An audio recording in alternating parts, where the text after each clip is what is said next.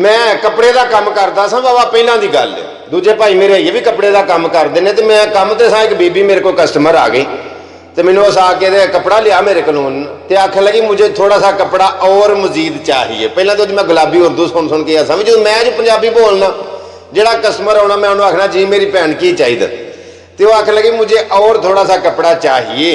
तो मैं आख्या कितना कपड़ा आपको और चाहिए भी गज चाहिए मीटर चाहिए अद्धा मीटर चाहिए कितना चाहिए उन्होंने हूँ समझ ना आए तो वह हाथ में करके आखिर लगी एक गिठ को चाहिए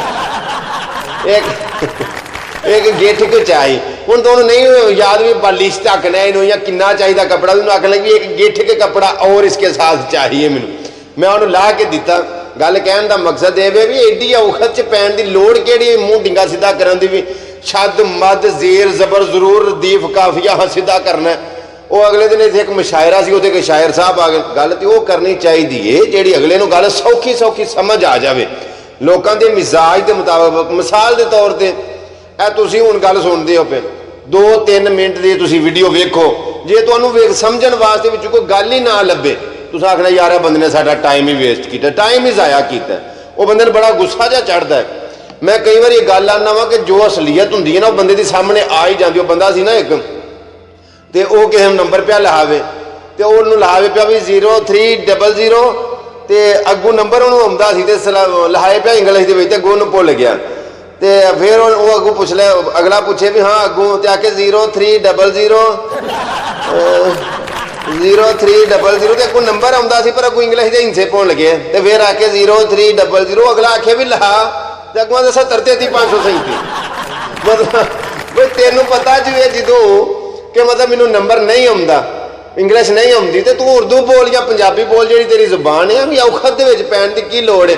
साडा ना गल असल एडी लम्बी शुरू इस वास्ते की है कि तुसा मशवरा किया भी उर्दू बोला करा या पंजाबी बोला करा। वो फिर फैसला सारे कमेंट वेख के सारी कॉल्स वेख के सारी वोटिंग जो हुई वो कलैक्शन की गई वो रिजल्ट एंड तो ये निकलिया कि कुछ वीडियो उर्दू दियाँ होणगियां कुछ वीडियो पंजाबी दियाँ होणगियां। ठोस पंजाबी टोटली नहीं हूँ होएगी विच कुछ उर्दू भी होणगियां विच पंजाबी होंगे कई उर्दू पंजाबी मिक्स होए करेगी। फॉर एग्जाम्पल प्रोग्राम अपनी बैठक के ठोस पंजाबी च होया करेगा टोटल। और जिहड़ियां इस तरह वीडियो ने स्टूडियो दियां जिहड़ियां वीडियो ने वो मतलब कुछ उर्दू दियां होणगियां कुछ पंजाबी दियां होणगियां कुछ मिक्स होणगियां शेरो शायरी और मसाला वगैरह वगैरह। और मेरे YouTube चैनल का नाम है अवैस घुमन सियालकोटी। YouTube लिखोगे ना अवैस घुमन सियालकोटी तो बहुत ज़्यादा वीडियोस तुहानूं मिल जाएंगियां। चैनल को सबसक्राइब कर लियो और बैल आइकन ऑन कर लियो ताकि मजीद नवे तो नवे वीडियो हर रोज़ तुहानूं नवे तो नवी वीडियो वेखण नूं मिलदियां रहन। और इस वीडियो को लाइक करो कमेंट करो इनू शेयर करिया करो और मेरा साथ दवो। मैं इंशाल्लाह पंजाबी नूं प्रमोट कर रहा पंजाबी जुबान नूं पंजाबी कल्चर नूं अगे लैके जाण दा इरादा रखना। मेरा साथ दिओ वेखदे रहो प्रोग्राम अपनी बैठक।